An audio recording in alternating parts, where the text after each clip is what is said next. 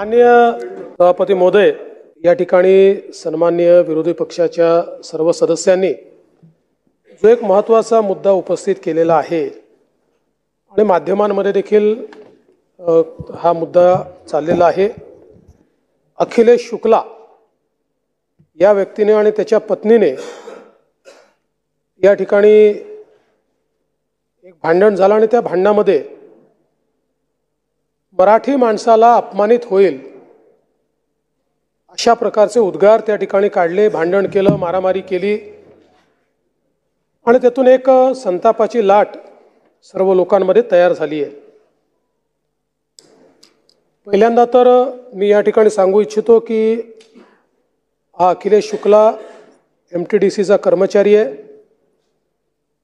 त्याच्यावर FIR नोंद झालेला आहे। खडक पत्नीवरी दोघांवरी आहे, त्याची कॉपी आहे माझ्याकडे। खडकपाडा पोलीस स्टेशनमध्ये दाखल करण्यात आला आहे। त्याला तात्काळ निलंबित करण्याची कारवाई या ठिकाणी करण्यात येते आहे आणि पुढील कारवाई पोलीस करतील। मुळात कोणाच्याही मनामध्ये शंका असण्याचं कारण नाही। मुंबई आणि महाराष्ट्र हा मराठी माणसाचाच होता, मराठी माणसाचाच आहे आणि मराठी माणसाचाच राहील। कधी कधी काही नमुने चुकीचं वक्तव्य करतात, माज आणल्यासारखं करतात। अशा माजोरड्यांचा माज उतरवल्याशिवाय आम्ही राहणार नाही। खरं म्हणजे भाजपचं सरकार आलं म्हणून हे झालं अशा प्रकारचं त्याला राजकीय रंग देण्याचं कारण नव्हतं।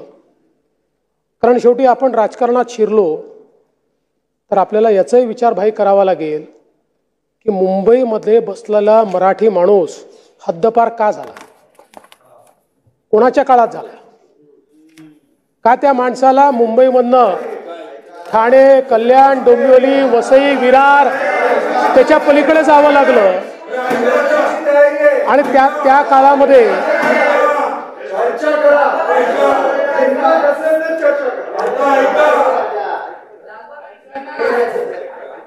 भाई माझे मित्र, तुम्ही मुजोरी करायला हिंमत लागत नाही। तथ्यावर बोललं पाहिजे आपण सगळ्यांनी आणि तथ्य हेच आहे। आज मुंबईचं सगळं रिडेव्हलपमेंट कधी झालं, त्या रिडेव्हलपमेंट मधला मराठी माणूस बिचारा कुठेतरी 300 स्क्वेअर फूट मध्ये बसलेला आहे आणि मोठ्या मोठ्या फ्लॅटमध्ये कोण राहत आहे त्या ठिकाणी। पण एक निश्चितपणे आपण सगळ्यांनी मान्य केलं पाहिजे, मुंबई महाराष्ट्राची आर्थिक राजधानी आहे। या आर्थिक राजधानीमध्ये देशभरातला टॅलेंट पूल येतो आणि ते सगळे त्या ठिकाणी राहतात आणि मी हे बघितलेलं आहे। मुंबईमध्ये 3-3, 4-4 पिढ्यांपासून राहणारा उत्तर प्रदेशच्या एखाद्या जिल्ह्यातून आलेला व्यक्ती तुमच्या माझ्यासारखी उत्तम मराठी बोलतो, तुमच्या माझ्यासारखा आपले सगळे सणवार त्या ठिकाणी साजरा करतो, किंबहुना गणपतीसारखा आपला सण हा ज्यावेळेस तो साजरा करतो त्यावेळेस तो उत्तर भारतीय आहे की मराठी आहे असा प्रश्न आपल्याला पडावा। अशा प्रकारची परिस्थिती आपल्याला पाहायला मिळते। मात्र हे जे काही लोक असा माजोरडेपणाने या ठिकाणी बोलतात त्याच्यामुळे मुंबईच्या सोशल फॅब्रिकला देखील एक प्रकारचं गालबोट लागतं आणि म्हणून मराठी माणसाचा आवाज म्हणून या विधान परिषदेच्या माध्यमातून, विधानमंडळाच्या माध्यमातून मी ठणकावून सांगतो की कुठल्याही परिस्थितीमध्ये मराठी माणसावर अन्याय आम्ही होऊ देणार नाही आणि प्रत्येकाला काय खायचं याचा अधिकार आणि स्वातंत्र्य हे संविधानाने दिलेलं आहे। एखाद्या समाजाला शाकाहार महत्त्वाचा वाटतो तर तो समाज निश्चितपणे शाकाहारी लोकांचं संघटन तयार करू शकतो, त्यांच्याकरता एखादी योजना तयार करू शकतो। पण इन जनरल अशा प्रकारे यांना आम्ही राहू देणार नाही, त्यांना आम्ही राहू देणार नाही, घर नाकारणं अशा प्रकारचे अधिकार कोणालाही नाही।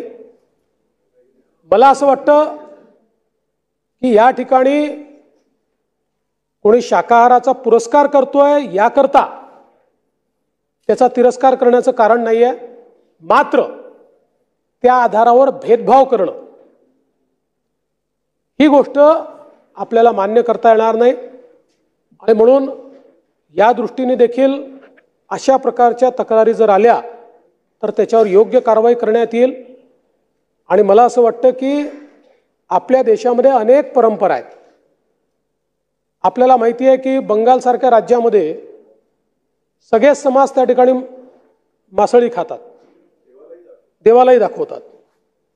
काही राज्यांमध्ये 100% आपल्याला शाकाहार दिसतो।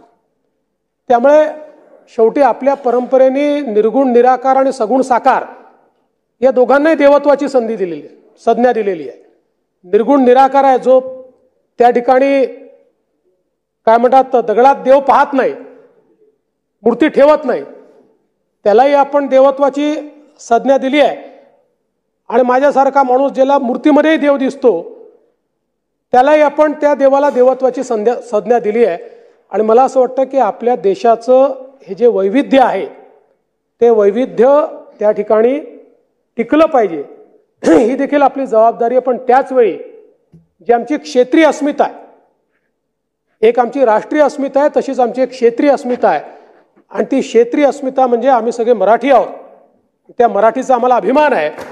त्यामुळे अशा अभिमानावर जर कोणी घाला घालत असेल तर जेवढे तुम्ही व्यथित आहात तेवढे आम्ही व्यथित आहोत। त्यामुळे त्याच्यावर निश्चितपणे कडक कारवाई केली जाईल। अरे पण थांबा ना, मी हात जोडून विनंती करतो, त्याच्या डोक्यावर रॉड मारलाय। 307ची केस असेल तर 307 होईल।